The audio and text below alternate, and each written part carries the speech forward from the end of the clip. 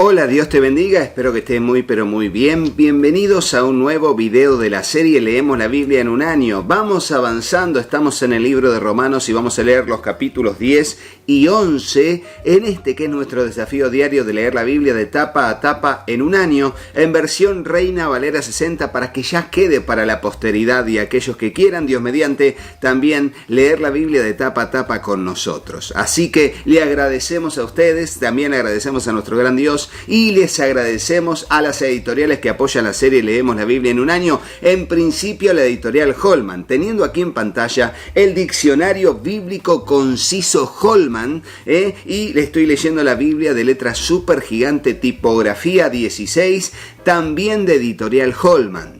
Le agradezco también a la editorial CLC, que significa Centros de Literatura Cristiana, libros que irradian luz y cambian vidas, que desde Colombia y múltiples países en el mundo en que tienen librerías y distribuidoras cristianas, apoya la serie Leemos la Biblia en un año. También le agradecemos a la editorial Portavoz, teniendo aquí la Biblia en orden cronológico en versión Reina Valera 60, que es de editorial Portavoz, que junto con muchos otros materiales están allí para edificar nuestra vida. Muchas gracias por el apoyo a la editorial Portavoz también. Ahora oremos y encomendemos este tiempo en la presencia del Señor para comenzar. Señor Dios, estamos aquí y nos presentamos delante de ti agradecidos por este tiempo que nos permites tener, Señor, para leer y meditar brevemente en tu palabra en este libro de Romanos. Dios, presentamos nuestro corazón como una tierra fértil donde tu palabra, tu semilla será sembrada. Te ruego, Dios, que allí pueda germinar, crecer y dar fruto al 100, al 60 o al 30 por uno, conforme sea tu propósito y nuestra fe en tu bendita palabra. Te lo pedimos en el nombre de Jesús y juntos decimos amén. Y así leemos el capítulo 10, que viene en el mismo hilo conductivo del capítulo 9 desde el versículo 30, bajo el título La justicia que es por fe. Y va a decir: hermanos, ciertamente el anhelo de mi corazón y mi oración a Dios por Israel es para salvación. Porque yo les doy testimonio de que tienen el celo de Dios, pero no conforme a ciencia, porque ignorando la justicia de Dios y procurando establecer la suya propia, no se han sujetado a la justicia de Dios. Porque el fin de la ley es Cristo, para justicia a todo aquel que cree. Porque de la justicia que es por la ley de Moisés, escribe así: el hombre que haga estas cosas vivirá por ellas. Pero la justicia que es por la fe dice así: no digas en tu corazón quién subirá al cielo, esto es para traer abajo a Cristo, o quién descenderá al abismo, esto es para hacer subir a Cristo de entre los muertos. Mas, ¿qué dice? Cerca de ti está la palabra, en tu boca y en tu corazón. Esta es la palabra de fe que predicamos. Que si confesares con tu boca que Jesús es el Señor y creyeres en tu corazón que Dios le levantó de los muertos, serás salvo. Y ahora, por favor, ponelo en el comentario. Creo que Jesús es el Señor y que Él resucitó. Porque de eso se trata la justificación por medio de la fe. No en hacer las obras de la ley, porque era imposible cumplir con todas las obras de la ley. Lo leeremos en breve, que solamente se podía ser salvo si cumplíamos, pero con todas las normas de la ley, y nadie podía hacerlo. Por ende, esa justicia jamás sería alcanzada. La justicia de un varón o una mujer perfectos en cumplimiento de la ley. Sin embargo, la justicia de Dios tuvo que ver y tiene que ver con la muerte de su Hijo en sustitución. Fue un sustituto de cada uno de nosotros. Y por ende reconocemos su sacrificio, su amor, y también le reconocemos como el Señor. Jesús es el Señor, el amo, el Kyrios, el Señor, y creo en mi corazón que Dios le levantó de los muertos. Y va a decir el versículo 10, porque con el corazón se cree para justicia, pero con la boca se confiesa para salvación. Pues la Escritura dice: todo aquel que en él creyere no será avergonzado. Porque no hay diferencia entre judío y griego, pues el mismo que es Señor de todos es rico para con todos los que le invocan. Porque todo aquel que invocare el nombre del Señor será salvo. ¿Cómo pues invocarán a aquel en el cual no han creído? ¿Y cómo creerán en aquel de quien no han oído? ¿Y cómo oirán sin haber quien les predique? ¿Y cómo predicarán si no fueren enviados? Como está escrito, cuán hermosos son los pies de los que anuncian la paz, de los que anuncian buenas nuevas. Citando Isaías 52:7, perdón. Mas no todos obedecieron al Evangelio, pues Isaías dice, Señor, ¿quién ha creído a nuestro anuncio? Así que la fe es por el oír, y el oír por la palabra de Dios. Fíjense cómo aquí es un axioma bíblico, la fe es por el oír y el oír por la palabra de Dios. Otro pasaje que tenés que aprenderte de memoria y tienes que subrayarlo, remarcarlo, ponelo en el comentario. La fe viene por el oír y el oír por la palabra de Dios. O sea, no hay fe que sea legítima si no tiene su base en la palabra del Señor. Nosotros le creemos a Él, invocamos su nombre y somos salvos. Pero claro, el apóstol dirá, ¿cómo oirán si no hay quien les predique? Y ese también es un axioma bíblico. Necesitamos hablar el Evangelio, hablar. Predicar tiene que ver con abrir la boca y hablar. Hay una frase que dice, predica con el ejemplo, ¿no? Bueno, sí, es verdad. Uno tiene que vivir una vida cristiana y se espera que sea honesto, responsable, puntual, transparente, íntegro. Pero para predicar el Evangelio es necesario hablar. Así que ponelo en el comentario. Para predicar el Evangelio es necesario hablar, no solo vivir. No, predicar es hablar. Pero digo, dice Pablo en el versículo 18, ¿no han oído? Antes bien, por toda la tierra ha salido la voz de ellos y hasta los fines de la tierra sus palabras. También digo, ¿no ha conocido esto Israel? Primeramente Moisés dice, yo os provocaré a celos con un pueblo que no es pueblo, con pueblo insensato os provocaré a ira, citando Deuteronomio 32:21. E Isaías dice resueltamente, fui hallado de los que no me buscaban, me manifesté a los que no preguntaban por mí. Pero acerca de Israel dice, todo el día extendí mis manos a un pueblo rebelde y contradictor. Y fíjense, citando Isaías 65, el 1 y el 2, justamente.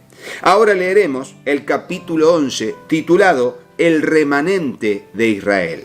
Y fíjense cómo va a ir orientándose a entender que Israel va a ser salvo, pero un remanente va a ser salvo. Significa un pequeño grupo será salvo. Digo pues, dice el versículo 1, ¿ha desechado Dios a su pueblo? En ninguna manera. Porque también yo soy israelita, dice Pablo, de la descendencia de Abraham, de la tribu de Benjamín. No ha desechado Dios a su pueblo, al cual desde antes conoció. ¿O no sabéis qué dice de Elías la Escritura, cómo invoca a Dios contra Israel, diciendo, Señor, a tus profetas han dado muerte, y tus altares han derribado, y solo yo he quedado, y procuran matarme? Pero, ¿qué le dice la divina respuesta? Me he reservado 7,000 hombres que no han doblado la rodilla delante de Baal. Esto está en el primer libro de Reyes, capítulo 19, versículos 14, 10, 18. Así también, aún en este tiempo, ha quedado un remanente escogido por gracia. Y si por gracia, ya no es por obras. De otra manera, la gracia ya no es gracia. Y si por obras, ya no es gracia. Y de otra manera, la obra ya no es obra.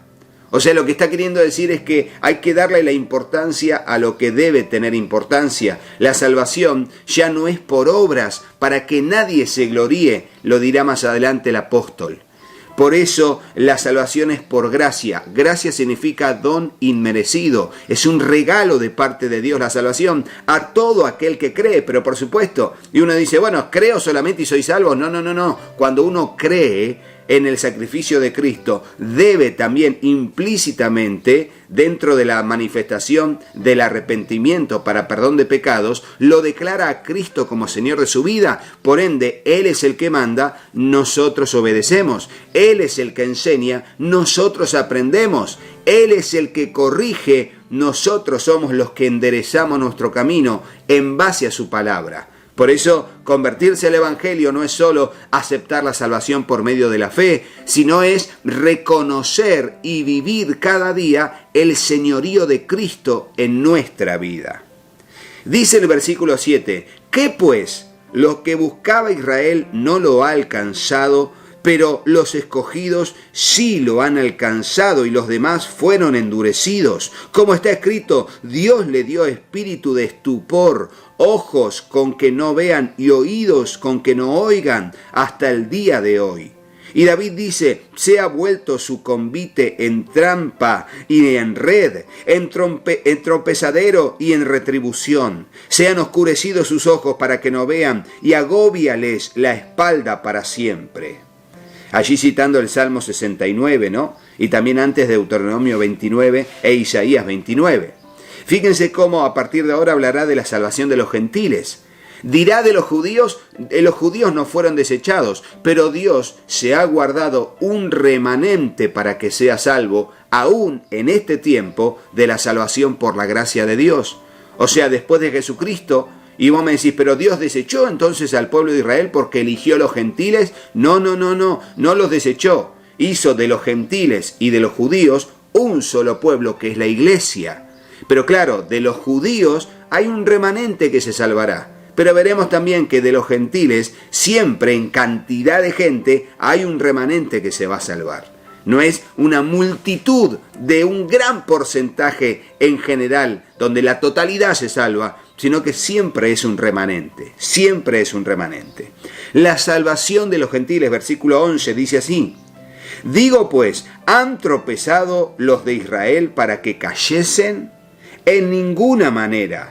Pero por su transgresión vino la salvación a los gentiles para provocarles a celos. Y si su transgresión es la riqueza del mundo y su defección la riqueza de los gentiles, ¿cuánto más su plena restauración? Porque a vosotros hablo, gentiles, por cuanto yo soy apóstol a los gentiles, honro mi ministerio, por si en alguna manera pueda provocarles a celos a los de mi sangre y hacer salvos a algunos de ellos. Porque si su exclusión es la reconciliación del mundo, ¿qué será su admisión sino vida de entre los muertos?